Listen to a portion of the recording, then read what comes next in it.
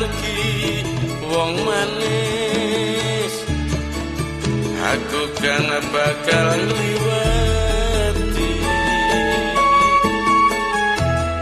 sinaksen lintang eluku semono janji prasetya ning ati tansah ku mantel ning netra arinoso agar rasa rasaning driya miter sak jagat raya kaling ana ukir lan samudra nore ilang mamanise hati selawase nalikan nira ing dalu atiku lam-lamen sira wong ayu nganti mati ora bakal lali lakai lintang yang melaku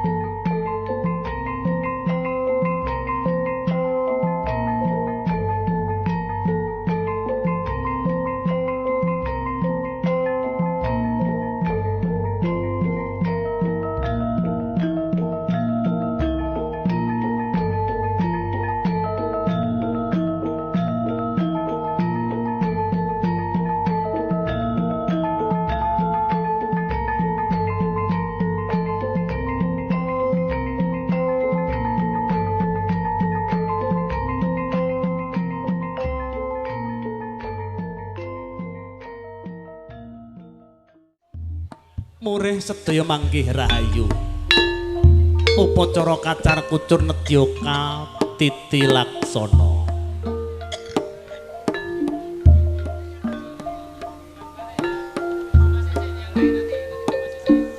Upacara kacar kucur karobongan jangkep kapurwakan kanthi upacara kacar kucur tampa kaya ya tampa srana.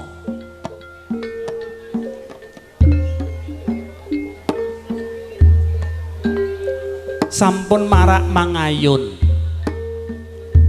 dumas lan manggala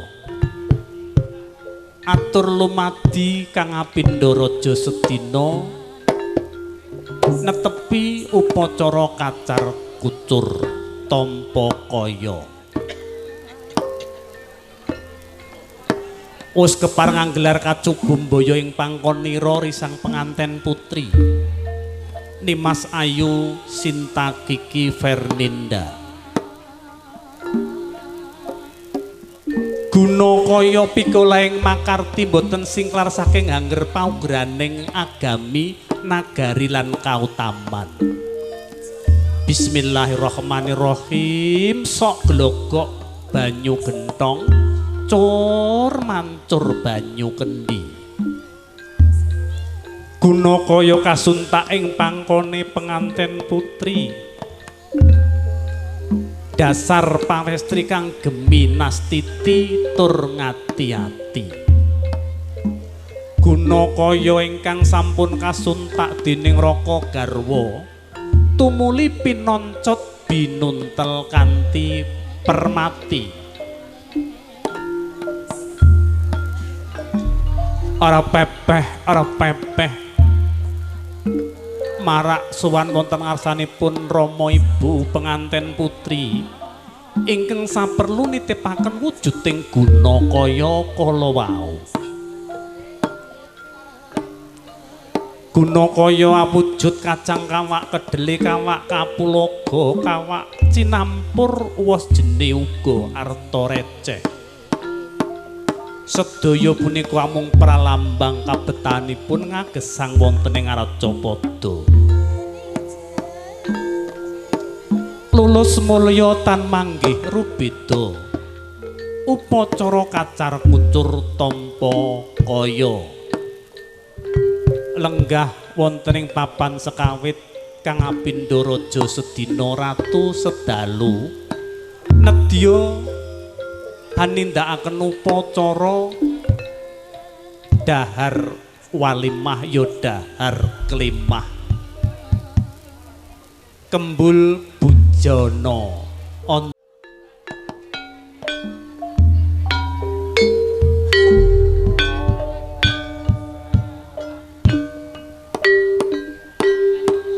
kembul bujana Handrayana.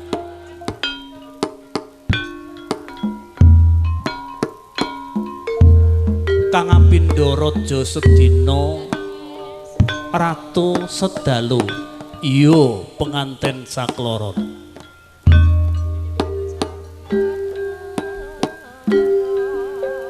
Sekul punar awarna jenar kinarya dedaharanira penganten sakloron.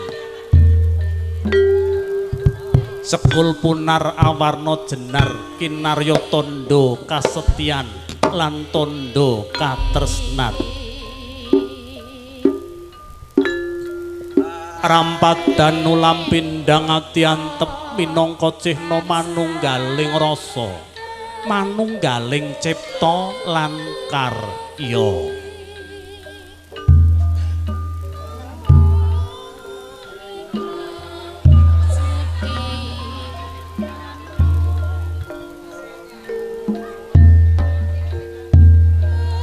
Penganten kakung dulang penganten putri. Sakwangsulipun penganten putri lumadi mring penganten kakung. Ketingal mesem guyu penganten sakloron gegambaran raos tresna lahir tandesing batin.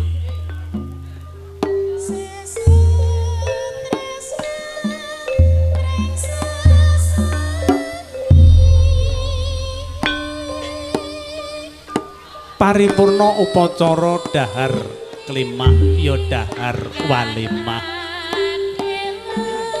kasambet tata cara salajengipun nenggih wujuding ngunjuk tirta wening tirta wening nalika samono kapendet saking duduh degan klapa ijo ingkang awoh sepisanan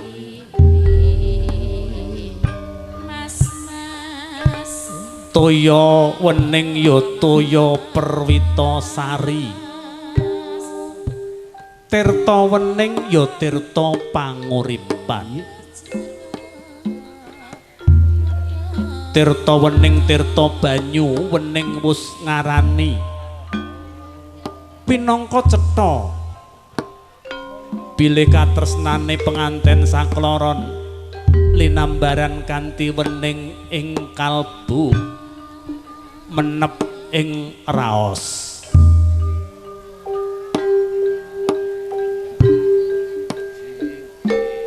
Bismillahirrahmanirrahim serupat seruput serupat seruput seger sumyah sumrambah wong saomah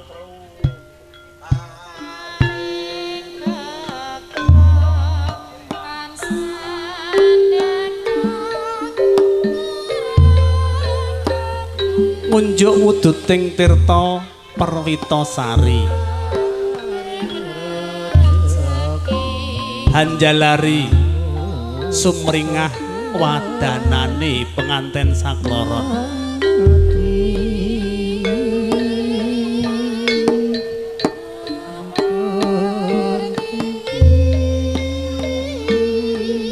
paripurna upacara karobongan jangkep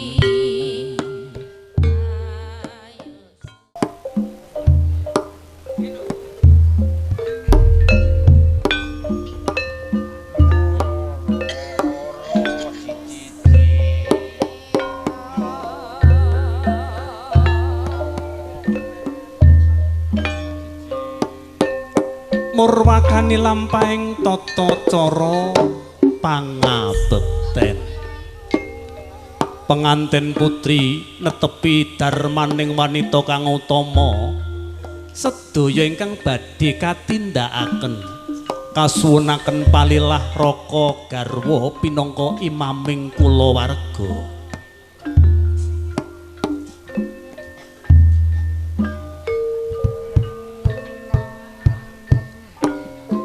duh yayi garwaning pun kakang jagat gumelar sakureping langit ora nana wanodya kang dadi gegantilaning nala nemani ing netra kajaba sira wong ayu garwaning pun kakang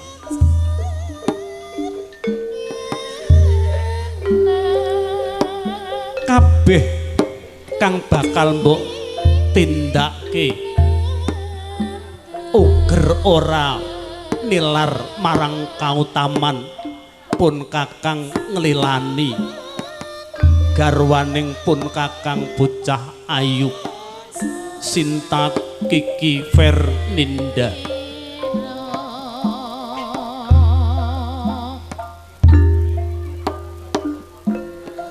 penganten kakung anglolos wujuding ageman ponang duwung netepi darmaning satriya kang utama badhe jumangkah ngaras padaning tiyang sepuh boten prayogi mawi ageman duwung utawi curiga wus nyoka lolos wujuding ponang keris kasambet panglolo sing cenela agemanira penganten sakloron lumampah lon-lonan bebasan laku dodok amrepegi palenggahanipun Rama miwah ibu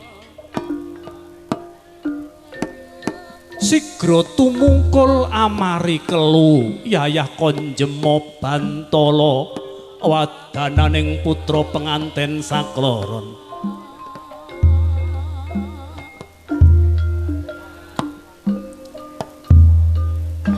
nyuwun wimbuing berkah pangestu saking Rama ibu kadodok rasane kaya-kaya kepengin nangis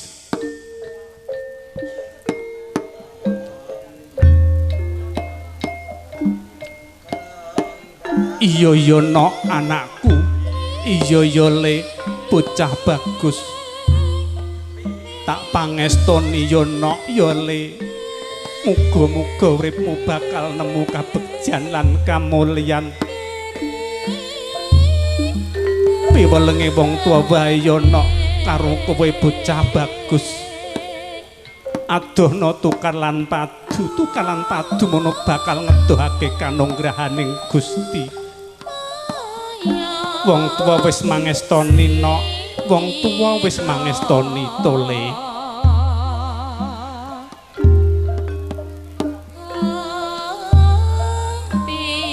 elingo lamun ta urip iku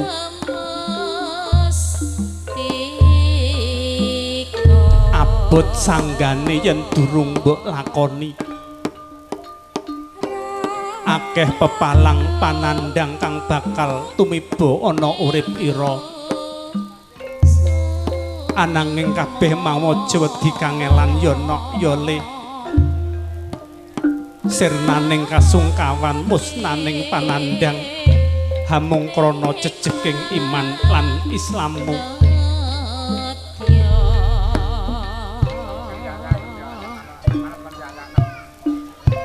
wusnya rampung nggih nyusumung kemonten ngarsanipun Rama ibu penganten putri penganten arepepeh anyaketi palungguhanipun Rama ibu penganten kakung tak pujekke anakku nggih bocah bagus lan bocah ayu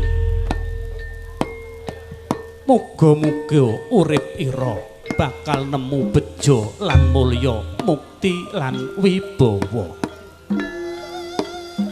bapak njaluk pangapura karo ibu akeh kepinginanmu akeh kekarepanmu kang durung bisa ndak turuti sanadyan to bapak lan ibu wis ngetok kabisan lan karosan hananging durung bisa nyukupi kabutuhanmu ya nok ya le tak pujekke uripmu bakal bagya mulya ing sak lawas-lawase muga-muga enggal pinaringana talining brayat ingkang wujud momongan pinangka rerengganing bale wismaya nok ya le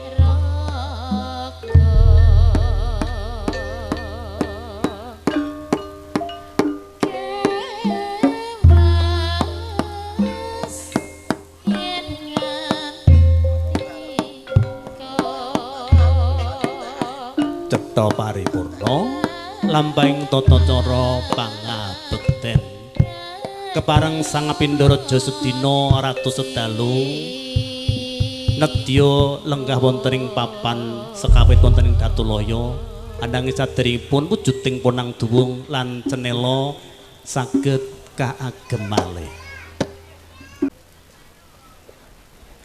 krana donga pangestu panjenengan sagung para tamu hanjalari lampahing tata cara ngantos pedal samangke lumampah kanthi lancar tan wonten rubeda ing samudayanipun.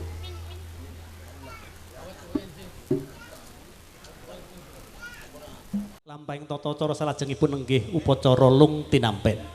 Parantene ingkang kepareng badhe masrahaken sekarat sepaka mulya sasele nenggih Bagus Saiful Anam minangka narpa cundhakaning kandha saking keluarga Bapak Jaimin Ibu Rawi inggih punika ingkang winanto ing pakurmatan pepundhen kula Bapak Siswanto mugi kepareng hanyari rani monggo. Bismillahirrahmanirrahim. Assalamualaikum warahmatullahi wabarakatuh. Waalaikumsalam warahmatullahi wabarakatuh. Alhamdulillah wa syukurillah wa ala nikmatillah la haula wa la quwata illa billah. Ashhadu an la ilaha illallah wa ashhadu anna Muhammadan abduhu wa rasuluh. Allahumma sholli ala sayyidina Muhammadin wa ala sayyidina Muhammad amma ba'd. Dumateng para sesepuh khususipun dumateng Romo Yai dalah Ibu Nyai sumarambahing Bapak Ustad dalan Ibu Ustadzah ingkang rinten dalu tansah semaket lan sumanding pring kitab Wayuning Ilahi ingkang tansah kaula bekteni saha kaula tenggo-tenggo patwah saha dawuhipun ingkang tansah kaula hormati dumateng sesepuh haji sepuh ingkang tansah kebak ing kawarruh lebda ing pituduh ingkang tansah kawula bekteni ugi khususipun dumateng Bapak sapa ra roh jenenge Bapak ingkang kagungan dalem dalasan ingkang garwa ingkang tansah kawula hormati ugi lan dumateng anak kekalih temanten kekalih ingkang tansah manggih bahagia mulya wonten ing siang menika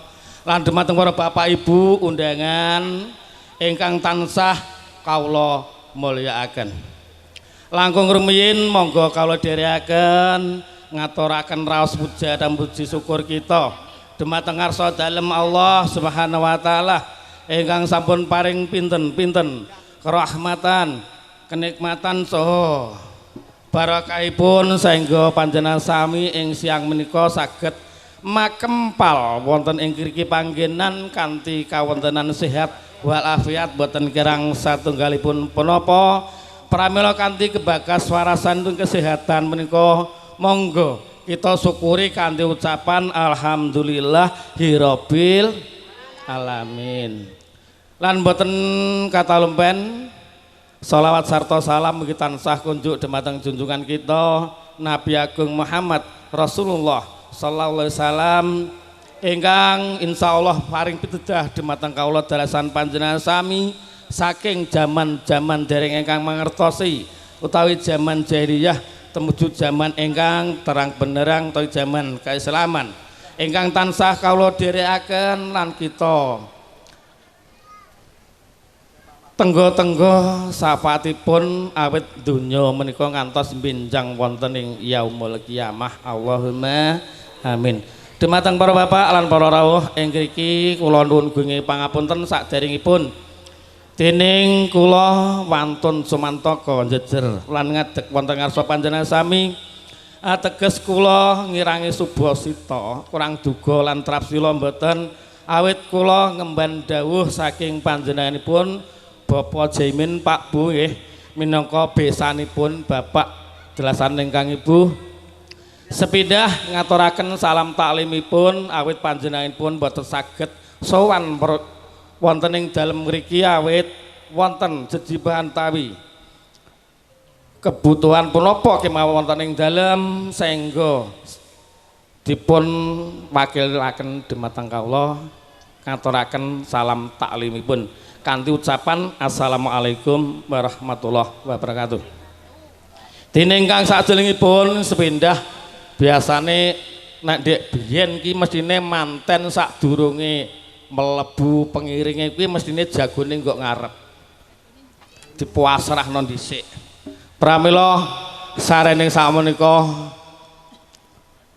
sawung sampun kula aturaken sampun dipun aturaken para kadang kaneman langsung kemawon kula sepindah ngaturaken wujudipun gambar sawung ingkang sampun katur dumateng panjenenganipun Bapak Ibu minangka kangge pangabitipun ponang temanten kekalih anggenipun dawuh suwitaning krami dipun binayang karih pramila kanthi menika mugi-mugi kemawon gambar sawung menika saged to kenging pangabetipun ponang temanten tawi saksinipun ponang temanten awet sak menika ngantos benjing wonten ing yaumul qiyamah utawi wonten ing kasawarganipun Gusti ingkang Maha Agung lan titimangsa panjenengan sami sampun mancik diwasaning sepuh.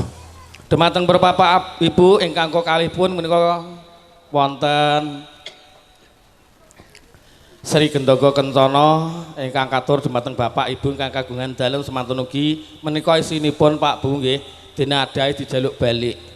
Adahipun kasuwun wangsul. Mbok bilih wonten kirang langkungipun ingkang wonten ing salebetipun Sri Gendhaga Kencana kula minangka wakil saking Bapak Ibu Jaimin nuwunaken gunging samudra pangat sami ingkang tanpa upami.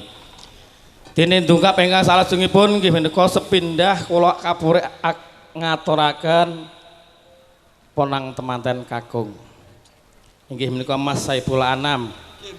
Ingkang rumiyin menika dadi putranipun tiyang setunggal tiyang kalih namung bapak lan ibunipun Pak Bu nggih.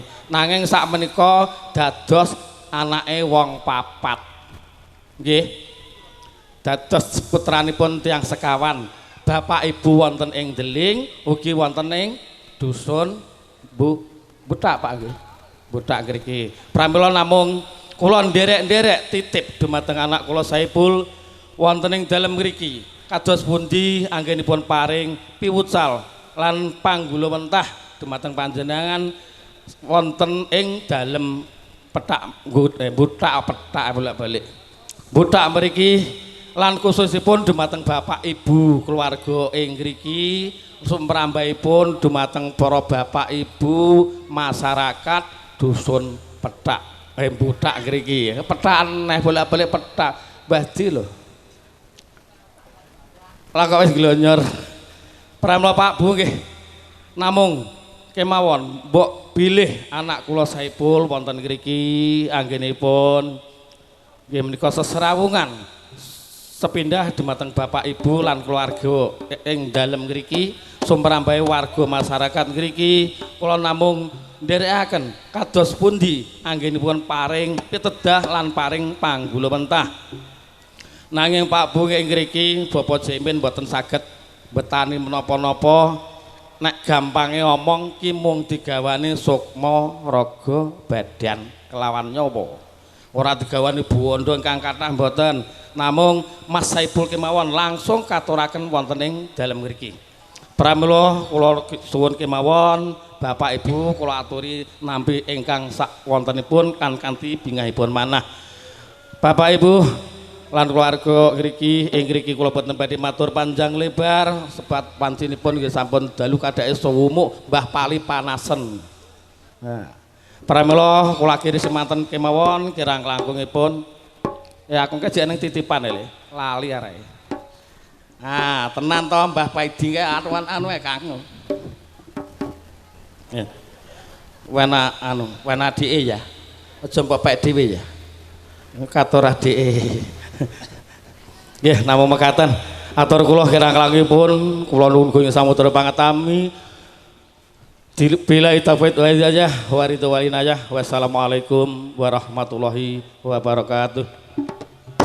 Wedaring pangandika pasrah saking keluarga Bapak Jaimin Ibu Rawi lumantar narpa cundakaning kondo nenggih Bapak Siswanto ingkang kepareng masrahaken sekara cepaka mulya sasele Bagus Saiful Anam tumantuk keluarga Bapak Swanto Ibu Sukini sakluwangsa miwah syarat sarana jejangkeping palakrama salajengipun panampining gati yektosipun Bapak Swanto dalah Ibu Sukini badhe atur pambagya kawilujengan dumateng ngarsa panjenengan sagung para tamu miwah nampi pasrah saking keluarga kadang pisan kinasihipun ananging karana bombong birawaning manah ingkang boten saged ginambaraken lamun Toka Candra kadya kajugrukan Wukir Sari karo baning seganten madu Mila nggih badhe matur wonten ngarsa panjenengan boten kawiyos wijining lesan hamung kandhek wonten sak madyaning jangga. Ingkang punika Bapak Suwanto dalah Ibu Sukini nyuwun senjata pitulungan kalian ingkang winantung pakurmatan Bapak Ustadz Wahidi mugi kepareng nampi pasrah saking keluarga kadang pisan Sutresna kala wau. Ing mangke ugi nyuwun barokah dongaipun ing pungkasaning upacara nampi pasrah keluarga kadang pisan. Dumateng ingkang winantung pakurmatan Bapak Wahidi mugi kepareng jengkar saking papan palenggahan tumuju ing sasana wara. Monggo. Assalamualaikum warahmatullahi wabarakatuh.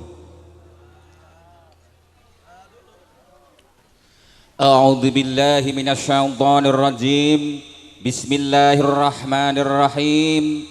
Alhamdulillahi rabbil alamin wa bihi nasta'inu ala umurid dunya waddin wassalatu wassalamu ala asyrafil anbiya'i wal mursalin sayyidina wa habibina wa syafi'ina wa qurrati a'yunina wa maulana Muhammadin sallallahu alaihi wasallam.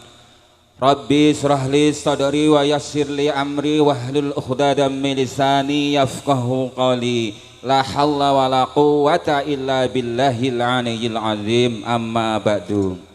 Dumateng para pinisepuh sesepuh ingkang dahat kinurmatan lan ugi dumateng para bapak saha ibu tamu undangan kakung Sumawana Putri ingkang dahat kula hormati lan ugi dumateng sesulih saking kadang besan panjenenganipun Bapak Siswanto ingkang kula hormati lan ugi sedaya pandherek penganten kakung ingkang kula hormati lan ugi dumateng sedaya para kadang-kadang sinoman guyub rukun ingkang tansah kula hormati ugi.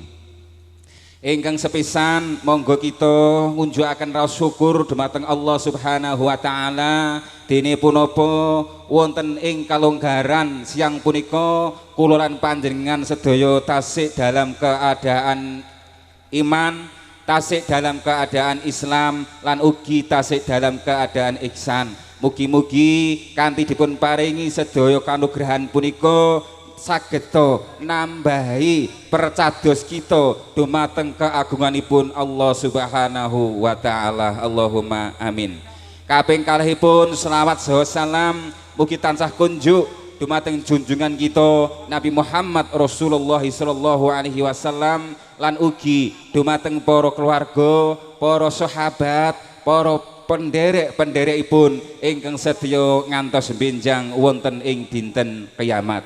Para pirawuh sedaya ingkang kula hormati, ing mriki kula minangka sesulih saking keluarga ageng panjenenganipun Bapak Suwanto dalah Ibu Sukini badhe ngaturaken pinampi pasrah saking kadang besan kala wau ingkang sampun dipun pasrahaken panjenenganipun Bapak Siswanto. Ing mriki Bapak Suwanto dalah Ibu Sukini ngaturaken sugeng rawuh lan sugeng pinarak lenggah kanthi mardu mardikaning manah lan nyuwun agunging pangapsami bebilih anggenipun paring panyambut kirang gupuh, kirang lungguh, kirang suguh ingkang kirang mirasa panjenenganipun Bapak Suwanto dalah Ibu Sukini mawantu-wantu nyuwun agunging samudra pangapsami.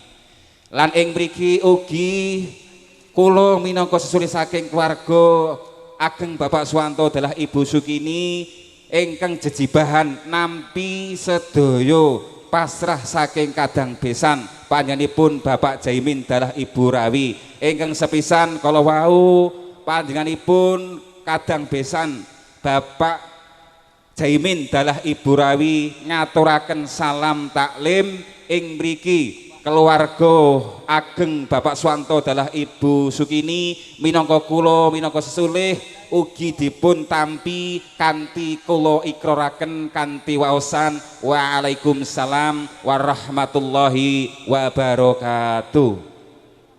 Lan ugi ingkang angka kalih wau ugi masrahaken gambar sawung ugi wonten sawung ayam saestu ing mriki panjenenganipun Bapak Swanto ugi ngaturaken gunging panuwun ingkang tanpa upami kanthi dipun betani parenggahan kaki temanten ingkang sampun wau dhaup wonten ing sak ngandhapipun tarup agung sak nginggilipun tratak Krambat Gapurata gambar sawung dados parenggahanipun mugi-mugi dadosa kanthi sarana mekaten ponang teman-teman sekalian dadosa keluarga ingkang bagya mulya keluarga ingkang bahagia sakinah mawaddah warahmah Allahumma amin. Lan ugi panjenengan wau panjenenganipun kadang besan ugi paring bebetan kanthi dipun wastani Sri Gendhoga Kencana Sri Rejeki Gendhoga isi Sri Gendhoga Kencana Sri Rejeki Gendhoga Wadah Kencana tutup lan ing mangke Sri sampun dipun tampi kanthi bingahing manah lan Gendhoga utawi kencananipun lurupipun mangke badhe dipun wangsulaken. Lan salajengipun ugi ingkang angka 3 inggih menika kadang besan Bapak Caimin dalah Ibu Rawi boten saged nyowanaken kanthi pribadi wonten ing keluarga mriki lajeng nyuwun pitulungan panjenenganipun Bapak Siswanto ugi ngaturaken pasrah temanten kakung. Ing mriki ugi kanthi tangan kalih panjenenganipun Bapak Swanto dalah Ibu Sukini kanthi dipun tampi kanthi waosan bismillahirrahmanirrahim barakallahu laka wa baraka alaika wa jama'a bainakuma fi khair. Mugi-mugi ing mriki ponang temanten sekalian badhe kadidik kagulawentah kanthi sak sae-saenipun lan ugi Bapak Jaimin dalah Ibu Rawi ampun kuwatir mangke ingkang putra Adimas Saiful Anam badhe kadidik kagulawentah badhe kaakeni dados putra piyambak lan mbok bilih mangke ponang teman-teman sekalian mapan wonten ing tlatah Ndeling wonten ing dalemipun Bapak Jaimin amugia putra putri pengantin sekalian sageta kadidik kanthi sak sae-saenipun. Mekaten ingkang saged kula aturaken nyuwun pangapunten mbok bilih wonten tumpang sohipun anggen kula matur lan mbok bilih mangke sedaya adicara sampun paripurna ponang temanten sampun medal saking dekorasi punika lan ugi sedaya pandherek penganten badhe nyuwun pamit ing mriki Bapak Swanto dalah Ibu Sukini namung ndongaaken mugi-mugi sajengkar saking dalem mriki ngantos dumugi wonten ing pidalanipun piyambak-piyambak Allah tansah paring keselamatan. Akhirul kalam billahi taufik wal hidayah war ridha wal inayah wassalamualaikum warahmatullahi wabarakatuh. Pun dumateng ingkang winantun pakurmatan Bapak Waidi ananging tasih setunggal jejibahan panjenengan nggih menika keluarga saking Bapak Swanto Ibu Sukini nyuwun barokah dongaipun kersanipun dipun amini sedaya ingkang rawuh wonten ing pasamoyan punika. Wedal kula semanggaaken monggo.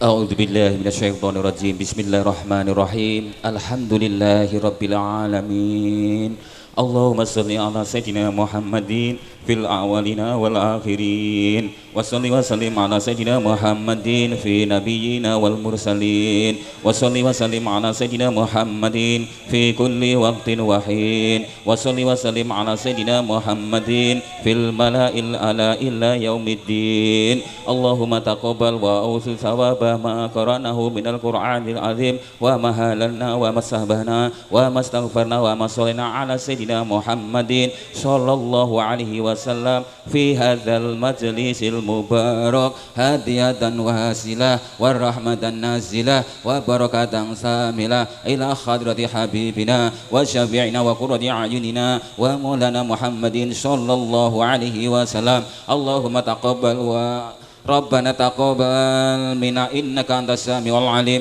وتب علينا إنك أنت التواب الرحيم. اللهم ربنا تقبل منا صلاتنا وصيامنا وركوعنا وسجودنا وقعودنا وتضرعنا وتخشعنا وتعبدنا وتم تغشيرنا يا الله يا الله يا رب العالمين. ربنا ظلمنا أنفسنا وإن لم تغفر لنا وترحمنا لنكونن من الخاسرين. ربنا اغفر لنا ولإخواننا الذين سبقونا بالإيمان ولا تجعل في قلوبنا غلا للذين آمنوا ربنا إنك رؤوف رحيم. ربنا هب لنا من أزواجنا وذرياتنا قرة أعين واجعلنا للمتقين إماما. ربنا لا تزغ قلوبنا بعد إذ هديتنا وهب لنا من لدنك الرحمة إنك أنت الوهاب وافرغ علينا صبرا وتوفنا مسلمين. ربنا آتنا في الدنيا حسنة وفي الآخرة حسنة وقنا عذاب النار وأدخلنا جنة مع الأبرار وأمدنا نصرا لوجهك الكريم يا عزيز يا غفار يا رب العالمين. وصلى الله على سيدنا محمد النبي الأمي وعلى آله وصحبه وسلم والحمد لله رب العالمين. الفاتحة. Nyuwunan mugi tansah kinabulaken dening Allah Subhanahu wa taala. Sagung para tamu kagung semau nampa ingkang satuhu bagyan mulya kados sawetawis anggenipun penganten lenggah wonten ing sasana rinengga. Dene keparengipun ingkang hanung krida cucuk ing lampah penganten nedya kakanthi sowan wonten ngarsa panjenengan tumuli kakanthi manjing wonten ing sasana muri ingkang saperluipun gantos busananipun. Ingkang punika dhumateng kadang kula Mendres ingkang miyos saking laladan Menden Blora Jawa Tengah pinangka pangarasaning lampah mugi kepareng sawega ing gati nyamapta ing diri.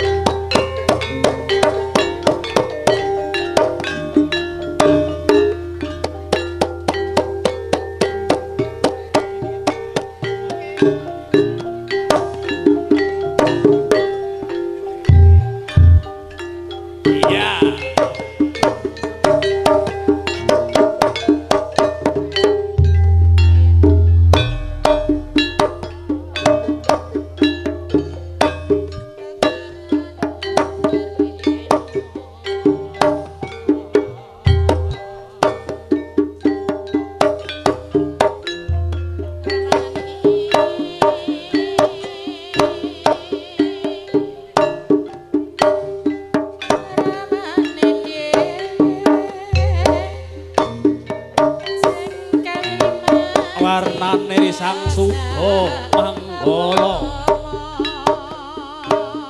ingkang wus sumadya ngirit para wadya bala ingkang sampun marander ing madyaning pagelaran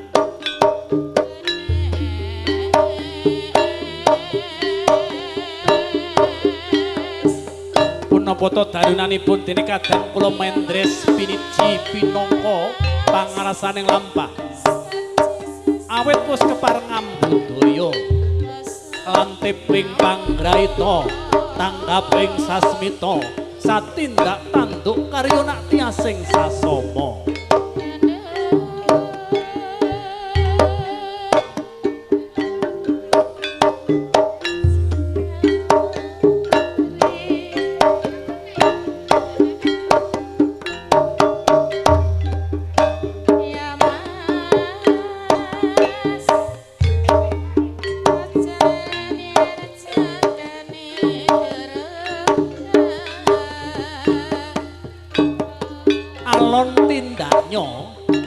Sang Suba Manggala bebasan lampahnya den itungi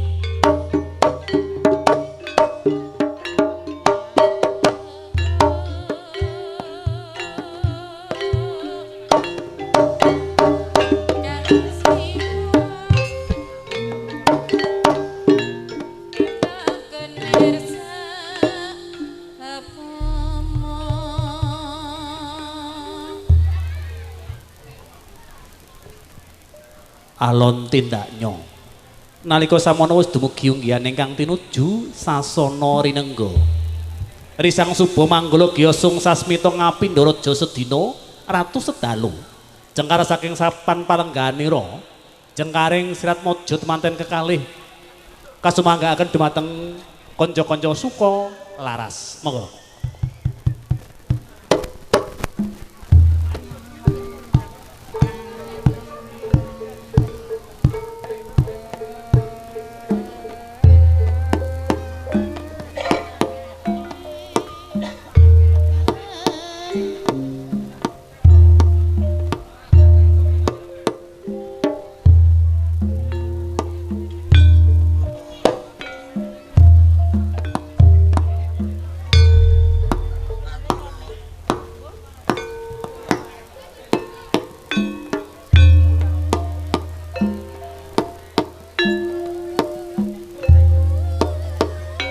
Arep tidem permanem tanono sabak wane walang mengarisik bebasan ron-ronan datane bah samirono bebasan datan lumampah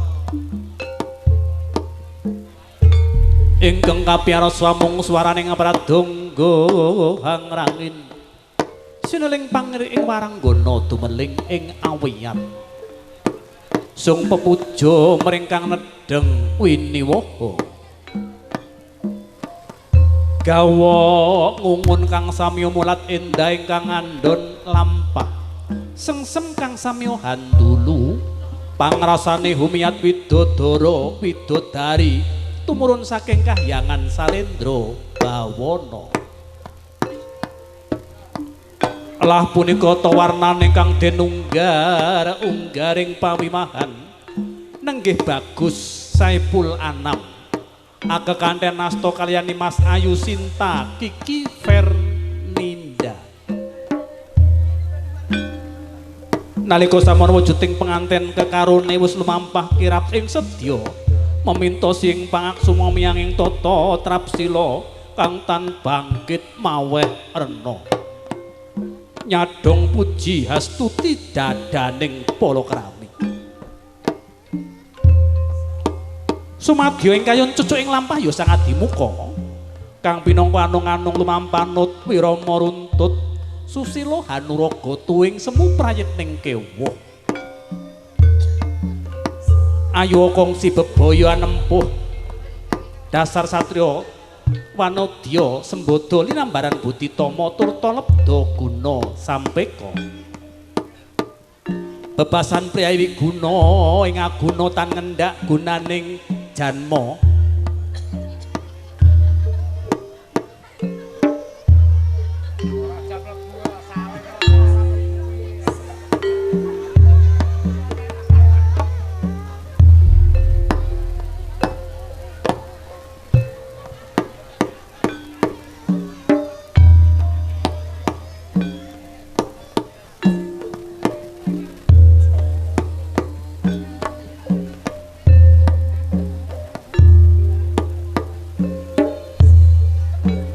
alon-alon lampah nyorisang suba manggala mangarasane lampahira penganten sakloron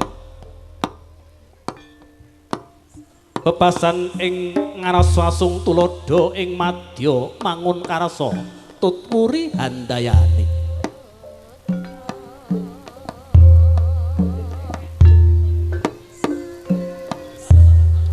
sumambung pungkur lampah ing risang suba manggala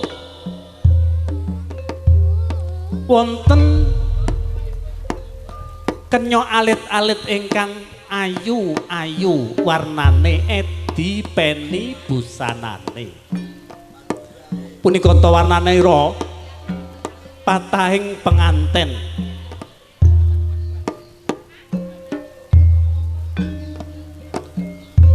sinambung pungkur lampah risang penganten sakloron wonten Putri Domas ingkang cacahipun 1.000 dasa sekawan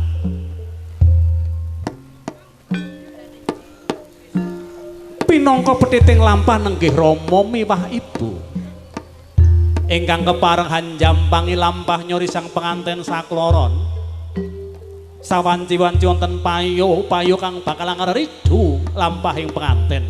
Rama ibu tansah njampangi tindaknya. Tebih sengkala tebih rubeda. Caket dateng rahayu kawilujenganira risang penganten sakloron. Prapteng unggihan ingkang tinuju risang suba manggala. Asung pralampita dhumateng Kang Apindo Raja sedina tumuli manjing wonten ing sasana mayang arum.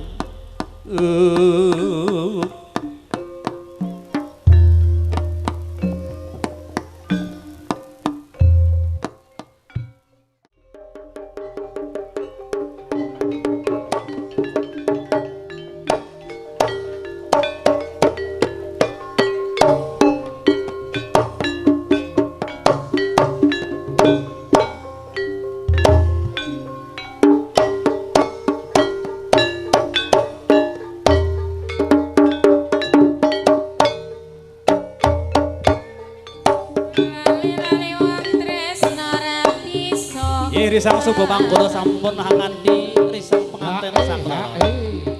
Kasuwana keteng ngarsa panjenengan pun kanthi wonten ing ngajenging wiwara ngajeng.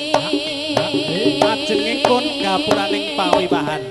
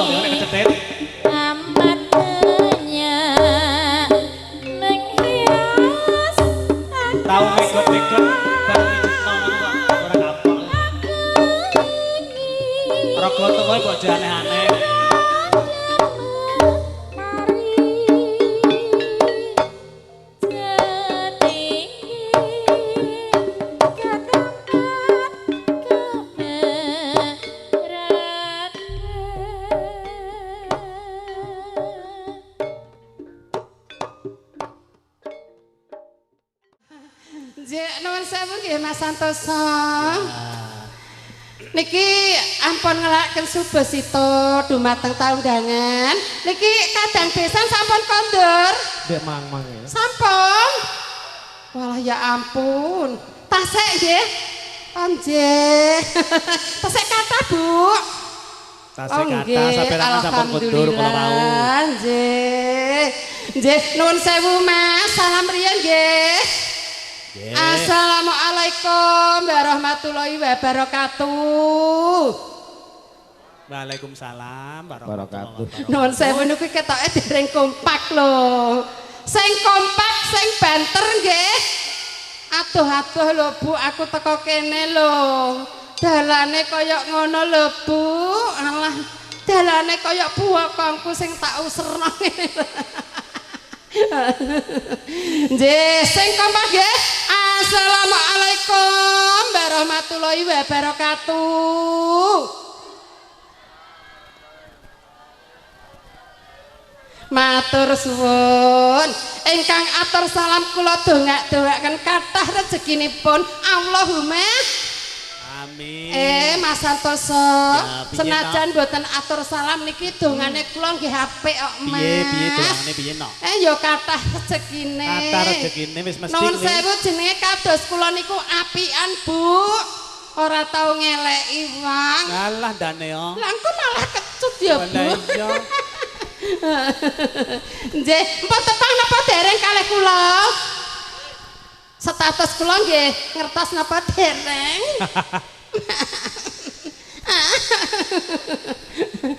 Statusnya banci, Bu. Lah ora aku mau nyenggol kowe iki lho, Dat. Biasane nek wong wedok ki biasane disenggol lak ya terus redut ngono kae. Bloko suka ya, Mas. Aku nyenggol dadamu kresek apa mau? Lho, lek kresek iki, Mas. Lah iya aku kok ya Nggih. Paring asma Mbak Niken nggih. Mboten kados penyanyi sing kondang nika rak Mbak Niken Salindri. Kula Mbak Niken Parji, Bu. Nggih. Mas. niki nggih ngenikan Salindri tapi sing bab deret-deret Dokar. Oh nggih. Nuwun sewu, Mbak. Nek ning Sotarop golek beras sekilo, paring asma Mbak Mendres nggih. Nek wonten dalem saestu Parji, Bu, nggih. Lah namine Laura lho, Bu, lanang ora wedok ora lho. Dadine ACDC lanang iso, wedok iso. Lah aku ki ya ngumun, ngono kok anak bojomu ya kok mangan mentolo ku lho kayamu. Aja ngono ya, Mas. Lah iya wong lanang kok iso kaya ngono ki lho. Nggih. Kula saking daerah Cepu nggih. Perbatasan Jawa Tengah. Adohe kaya mbuh, Bu. Ayo diterima pancen penggawean niku ning ndi wae. Oh, ngaten. Sing penting ki halalan thayyiban. Oh nggih. Nuwun sewu niki nimbali pria saking Setren Ngambon nggih. Ngasem. Lagi asmane, Mas. Piye? Sekar Arum. Sekar Arum. Walah, Sekar wangine kuwi wangi kembang, arum wangi. wangi. Dadi guwon bokongku ditaplek. Sayang. Sekar ki kembang, arum ki wangi, dadi gondone ki ya teko ngendi-ngendi ya, Mbak. Abrat-abrat wangi. Alah, Akare arum. riasane Mas. Ya. Riasane kalau Mas hati. Piye? Alah, temanten putri kok Oh ngono ya jan ayune. luar biasa to ya. Sawangan kok kene, Mas. Saka bathuk, saka alis, saka irung, saka lambe, saka janggut. Bathuke apik, alise apik. Lambene apik, irunge mbangir, temantene putri kae ya. Gronone ngrungih lati manggris karengat. Alah, Waja rintik-rintik wiji timun. barang mesem lambene nyigar jambe. Meseme pahit madu pinastika. Ora kaya lambene mendres. Kaya lambene mendel sih kaya dalan ndok kae.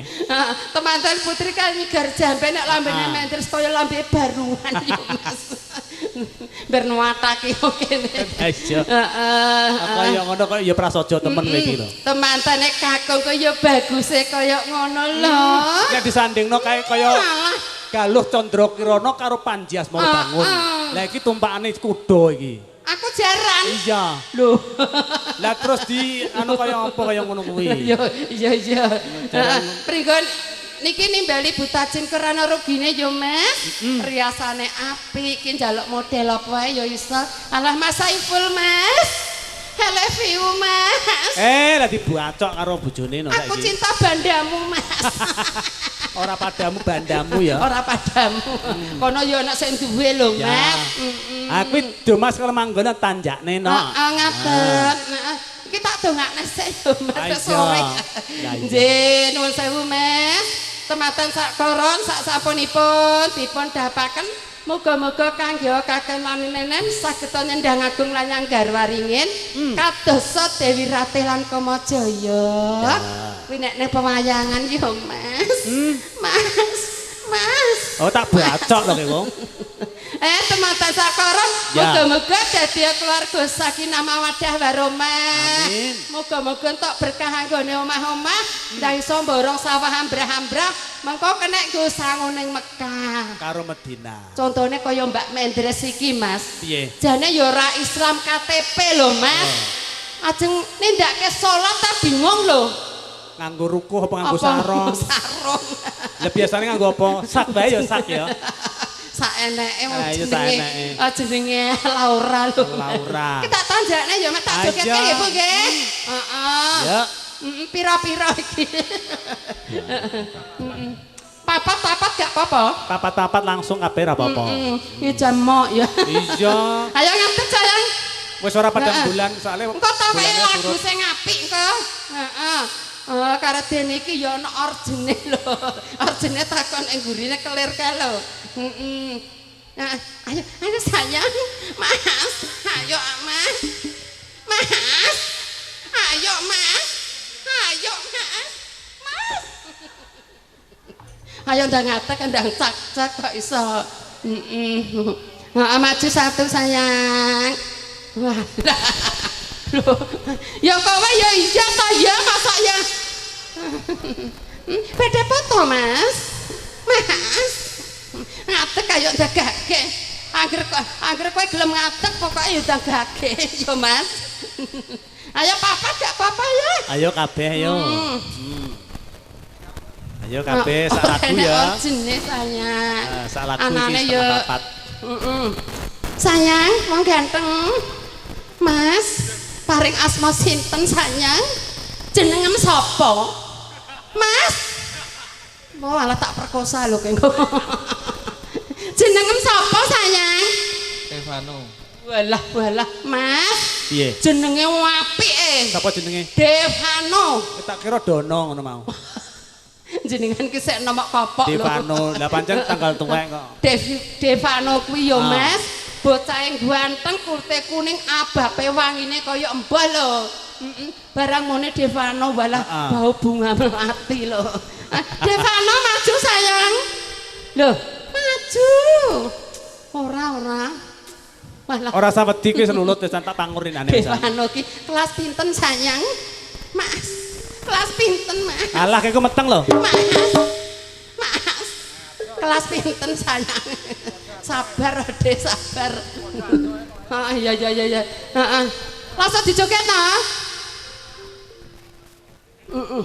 Ayo sayang, ayo.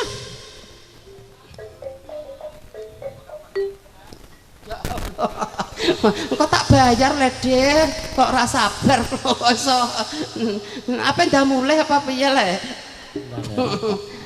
Ya wis Dek, wong ki ya gonge ya slendur entok ya. Ya wis wae gubuk asmara ora apa-apa. Mbak Menteri tak nyanyi. Bareng. Ayo, iya kok sik, ayo joget. Ayo kabeh. Gesek. Ayo darene bentar lampung ki lho. Panjake kendang Bali ka lho sayang. Ayo kabeh, ayo. Iya. Rame-rame kita goyang joget bersama. Ayo. Ayo Jam maju rampung. Rana. Ayo. Ayo joget. Liwat aku kelingan ubah kae yen aku leren. Aman kuwi, aman pokoke. Terus usung terus. Gak kebak lisan Genjong banteng. no abang Umbul sing dhuwur. Anda isih prawan goyang ayo. Jenenge gubuk asmara biyen ate kanggo andon tresno Iya.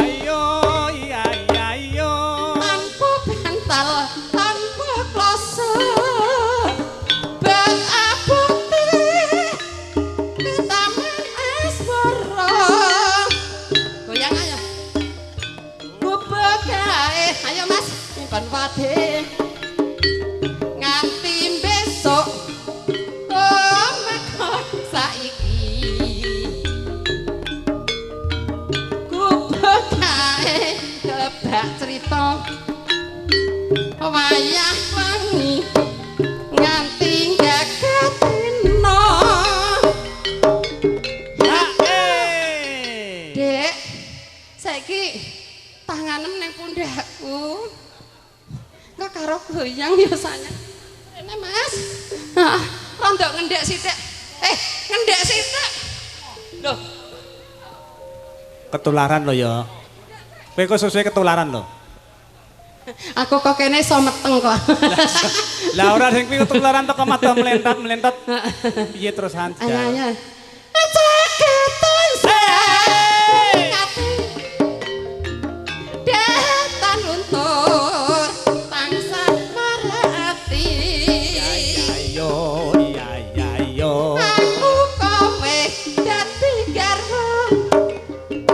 Mergo ning gubuk asmara.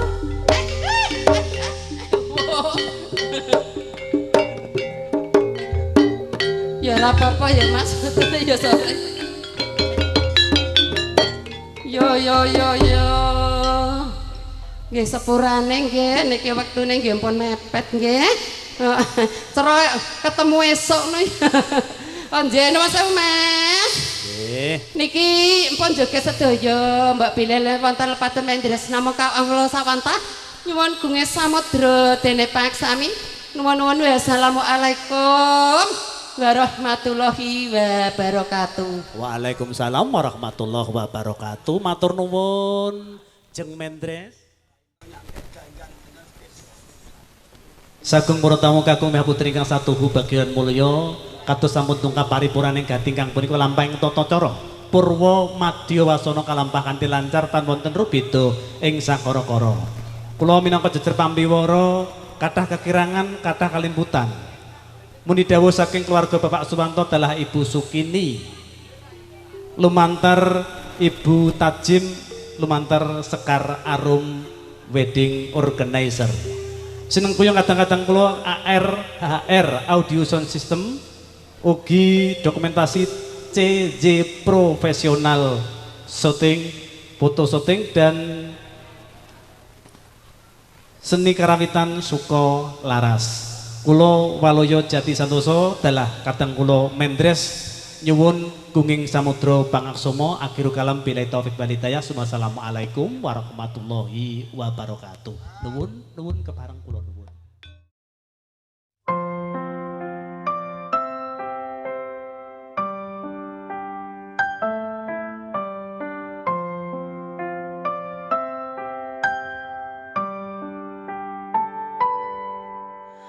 Berdiriku di sini hanya untukmu dan yakinkanku untuk memilihmu. Dalam hati kecilku inginkan kamu, berharap untuk dapat bersamamu. Aku kan ada untuk dirimu dan bertahan untukmu. Terlukis indah raut wajahmu dalam benakku, berikan ku cinta terindah yang hanya untukku. Tertulis indah puisi